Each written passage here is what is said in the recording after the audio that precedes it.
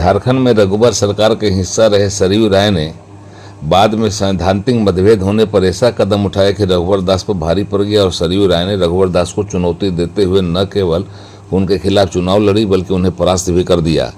इसी के बाद झारखंड के राजनीति में सरयू राय एक चर्चित राजनीतिक के तौर पर उभरकर सामने आए। हाल में उन्होंने ढुल्लू महतो को धनबाद से भाजपा का प्रत्याशी बनाए जाने पर उनके खिलाफ अभियान तेज किया और ढुल्लू महतो का कच्चा चिट्ठा खोला है। धनबाद से ढुल्लू महतो कैसे हारे इसकी रणनीति बनाने में भी जुटे हैं। वे धनबाद को ढुल्लू महतो जैसे लोगों से बचाना जरूरी मानते हैं। धनबाद दौरे पर जब सरयू राय आए तो फिर उनसे हुई बातचीत राम, जयराम और ढुल्लू महतो के आतंक के बीच सिमटी रही।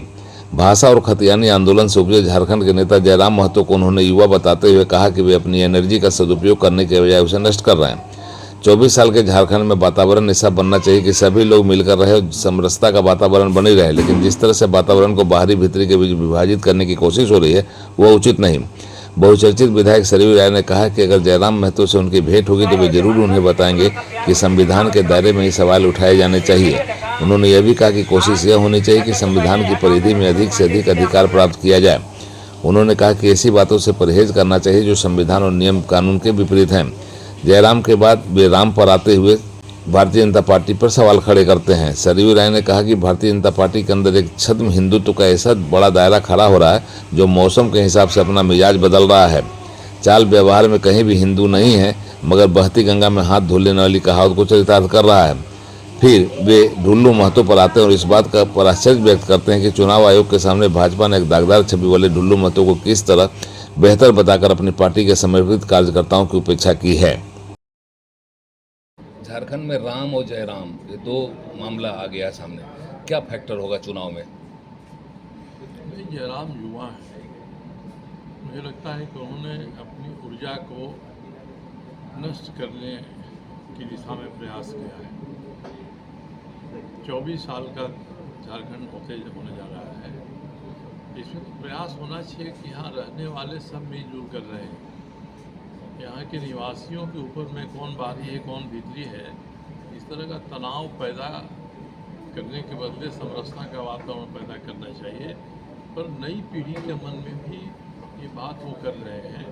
कभी उनसे बात हो का अवसर मिले तो ज़रूर मैं उनसे यह बात कहूँगा कि हमारे देश का संविधान और कानून जो कहता है उसके परिधि में ही कोई भी काम हो सकता है। इस बात को समझकर तब वैसी बातों को बोलने से परहेज करना चाहिए जो नियम कानून संविधान के हिसाब से नहीं हो सकती है।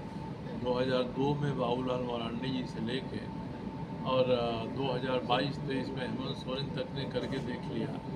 ये चीज़ें नहीं हुई क्योंकि ये चीज़ें जो वो कह रहे हैं वो संविधान के कानून के खिलाफ है, संभव नहीं है। तो जो संभव है उसके बीच में अधिकतम अधिकार लेने की बात की जानी चाहिए। 100% अधिकार लेने की कोई बात करेगा तो हमारा संविधान इसके लिए इजाज़त नहीं देगा। और जहाँ तक भगवान राम का सवाल है तो अब तो मुझे ये महसूस होने लगा है कि भारतीय जनता पार्टी के भीतर एक छद्म हिंदुत्व का बड़ा दायरा खड़ा होने लगा है जो मौसम के हिसाब से अपना मिजाज बदल रहा है। आचार व्यवहार में कहीं से हिंदू नहीं है मगर बहती गंगा में हाथ धो लेने वाली जो कहावत है उसको चरितार्थ करने के लिए भाजपा के साथ खड़ा हो रहा है और भाजपा के भीतर उसको तवज्जो मिल रही है अपने कार्यकर्ताओं के ऊपर। ढुल्लू महतो इसके ताज़ा उदाहरण है। भारतीय जनता पार्टी ने चुनाव आयोग के सामने शपथ पत्र दिया है, उसमें कहा है कि इनके ऊपर 20 मुकदमे हैं, 2 में सज़ा हो चुकी है। उसके बाद अगला सवाल चुनाव आयोग का रहता है कि तब आपके पास कोई दूसरा इससे बेहतर उम्मीदवार नहीं है तो पार्टी के महामंत्री आदित्य साहू ने एफिडेविट पर कहा है कि धनबाद लोकसभा क्षेत्र में उपलब्ध जो भारतीय जनता पार्टी के कार्यकर्ता हैं उसमें सबसे अधिक कर्मठ और सबसे अधिक योग्य यही हैं, इसीलिए हमने इनको दिया है।